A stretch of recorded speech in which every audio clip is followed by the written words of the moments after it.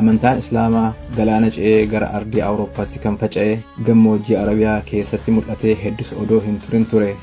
Islaamni jaarraa 7ffaa fi 8ffaa keessa ardii Awurooppaa kan dhaqqabe tooftaa babal'achuu fi dachii haarawaa qabachuutti dhimma ba'uudhaan Islaamni jaarraa hedduuf Al-Andaluus, Sisilii, Balkaanii fi Golden Horde irra jiraate ashaaraa hanga har'aa mul'atu dachii Awurooppaa irra kaayate. Al-Andaluus Taariq ibn Ziyaad bara 711tti akka bara walooti yookaan Common Eraatti humna waraanaa 7,000 hanga 12,000 ta'u qabatee galaana ce'ee gara Ibeeriyaatti tankaarfate. Humni Taariq kan warra Barbar yookaan Amaaziik irraa ta'e injifannoo jalqabaa mootummaa Visigoot kan Ibeeriyaa bulchaa ture irratti gonfate.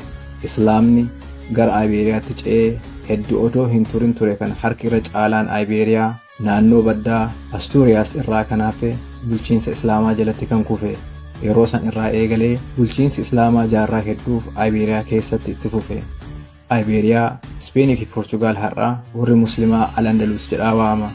Bakki amma Jibraaltar jedhamu kan Ispeenii fi Morookoo jidduutti argamu Jabal Al-Xaariq gaara Xaariq jechuudha. Maqaa Xaariqiin kabajaa isaaf moggaafame. Jaarraa 8ffaa keessa Islaamni injifannoo mooticha Visigoot Rooderiik irratti argateen onnatee karoora daran gara Awurooppaa